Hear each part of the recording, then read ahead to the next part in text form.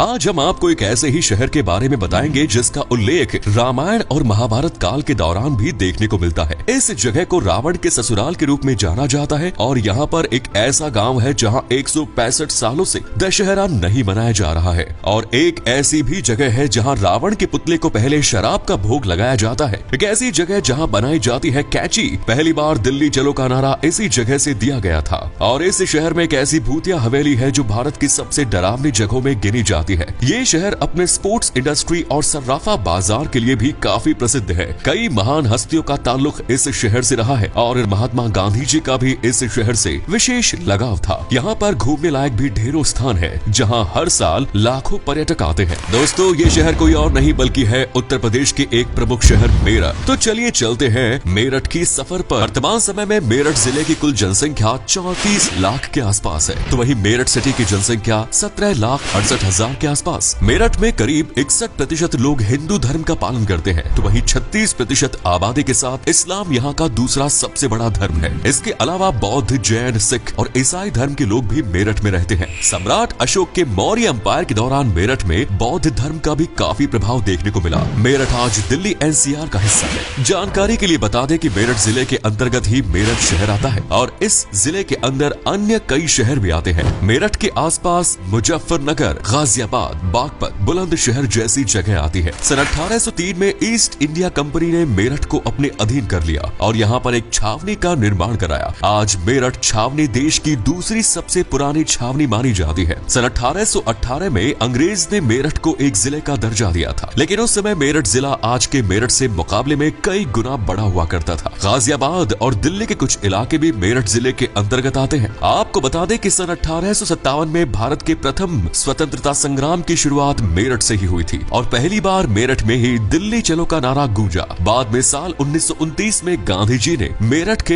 एक वटवृक्ष के नीचे बैठकर भारत की आजादी के लिए यज्ञ भी किया था। मेरठ की गिनती आज न सिर्फ उत्तर प्रदेश के बल्कि पूरे भारत के सबसे तेजी से विकसित होने वाले शहरों में की जाती है। आज के समय में शायद ही कोई ऐसी चीज होगी जो मेरठ में ना दिखने को मिले। मेरठ को स्पोर्ट्स सिटी के नाम से भी जाना जाता है क्योंकि यहाँ पर बड़ी मात्रा में खेल उपकरणों का निर्माण किया जाता है। कई भारतीय क्रिकेटर्स मेरठ के बने बल्ले का ही इस्तेमाल करते हैं। इसके अलावा दवाइयों के कारखाने भी मेरठ में स्थापित हो रहे हैं। साथ ही मेरठ में म्यूजिकल इंस्ट्रूमेंट्स के भी कई कारखाने मौजूद हैं, जहां वायलिन, बांसुरी, तबला, इलेक्ट्रिक गिटार और पियानो जैसे वाद्य यंत्र बनाए जाते हैं। और हाँ, मेरठ में कैंची का कारोबार भी बड़े पैमाने पर किया जाता है। मेरठ की कैंची की धार भारत में सबसे अच्छी मानी जाती है, तो जरा मेरठ की कैंचियों से अपना हाथ संभाल कर रखिएगा। बिजनेस के अलावा आज के समय में मेरठ उत्तर प्रदेश के एक प्रमुख एजुकेशन हब के रूप में भी जाना जाता है। मेरठ का लिटरेसी रेट है 75% के आसपास, जिसमें आए दिन तेजी से वृद्धि हो रही है। चौधरी चरण सिंह यूनिवर्सिटी, सरदार वल्लभ भाई पटेल एग्रीकल्चर और technology university, Swami Vivekananda Subharti university और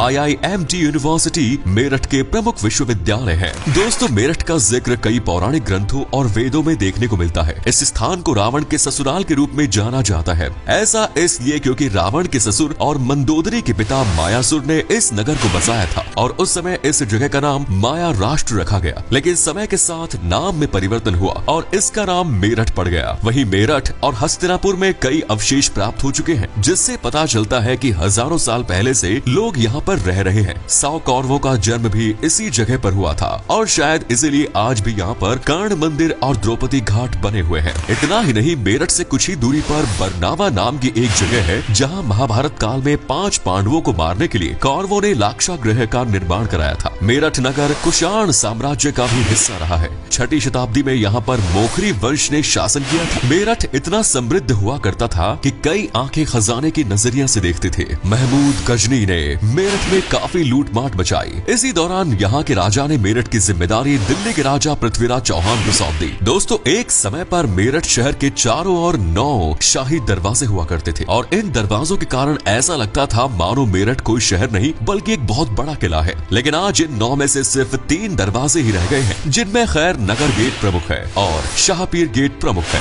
मेरठ सिर्फ अपने इतिहास के लिए ही जाना नहीं जाता। इस शहर में कई महान पर्सनैलिटीज और सेलिब्रिटीज का जन्म हुआ। क्रिकेटर भुवनेश्वर कुमार, प्रवीण कुमार, बोनी कपूर, एक्ट्रेस मंदाकिनी, कैलाश खेर और प्रसिद्ध धारावाहिक रामायण में भगवान राम का किरदार निभाने वाले अरुण गोविल का जन्म भी मेरठ में ही हुआ है। मेरठ में जीपी ब्लॉक चौक नाम की एक जगह है जहाँ पर कुल 3 हवेलियां बनी हुई है जो भूतिया मानी जाती है। यहाँ के लोगों का कहना है कि रात के समय हवेली की छत पर एक लाल साड़ी पहने महिला नजर आती है और हवेली के पास से निकलते समय कई डरावनी आवाजें भी सुनाई देती है। इसी वजह से लोग इस स्थान से गुजरना पसंद नहीं करते। इसे आखिरी बार साल 1930 में ब्रिटिश मिलिट्री द्वारा इस्तेमाल किया गया था और तब से लेकर आज तक ये हवेली सुनसान पड़ी है। सिर्फ भूतिया हवेली नहीं, मेरठ के बाजार भी काफी प्रसिद्ध है। यहाँ का सर्राफा बाजार देश के सबसे बड़े सर्राफा बाजारों में से एक है। आप यहाँ से गोल्ड और सिल्वर की ज्वेलरी ले सकते हैं। अनेकों डिजाइन आपको यहाँ मिल जाएंगे। यहाँ का सोतीगंज का कबाड़ बाजार भी काफी प्रसिद्ध है। पुरानी से पुरानी गाड़ियों के पार्ट्स आपको यहाँ आसानी से मिल जाएंगे। हर साल हजारों गाड़ियाँ यहाँ पर कटने के लिए आते हैं। और अगर आपको शॉपिंग करनी है तो गढ़ रोड के बाजार जरूर जाएं। अगर आपको अलग अलग प्रकार के पकवान खाने का शौक है तो एक बार मेरठ जरूर जाएं। मेरठ की नान खटाई पूरे देश में मशहूर है और साथ ही यहाँ का गजक, ये एक मिठाई है जिसे आप जितना भी क्यों न खाए मन नहीं भरेगा। इसके अलावा लस्सी, चाट, कचौड़ी, छोले भटूरे, गोलगप्पे, पूरी, आलू और रबड़ी फालूदा का स्वाद भी आप चखना बिल्कुल न भूलें।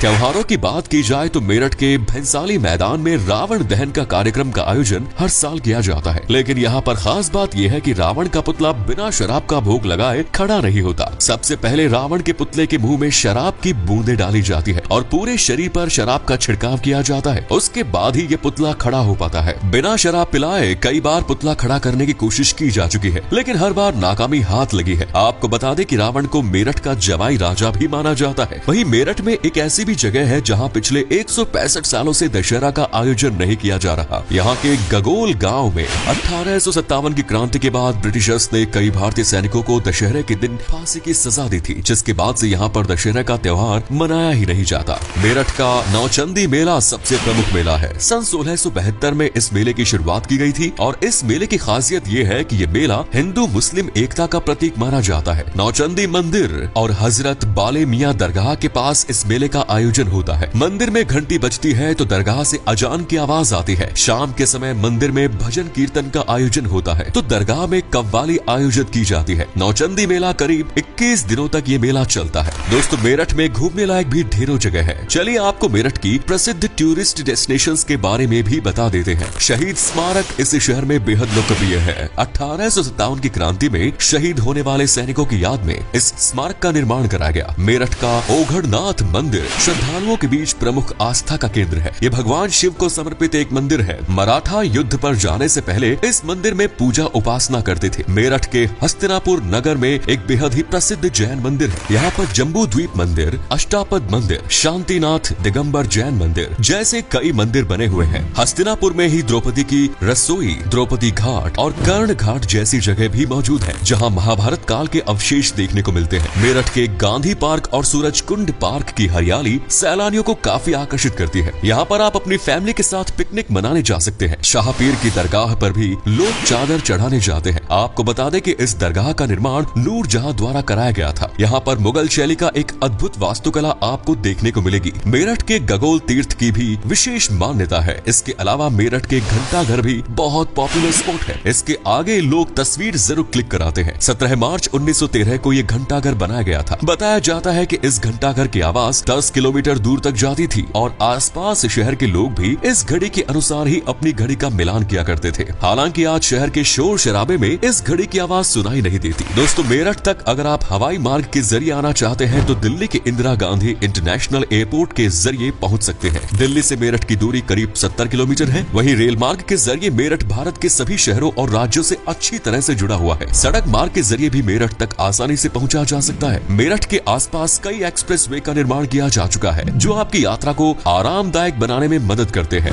मेरठ घूमने के लिए 2 से 3 दिन का समय पर्याप्त है और लगभग 10,000 रुपए में आप आराम से ये शहर घूम सकते हैं। तो ये था भारत का सबसे खूबसूरत शहरों में से एक मेरठ। उम्मीद करता हूँ आपको ये एपिसोड पसंद आया होगा। आप में से कोई मेरठ से या फिर उत्तर प्रदेश से है तो हमें कमेंट सेक्शन में जरूर बताएं।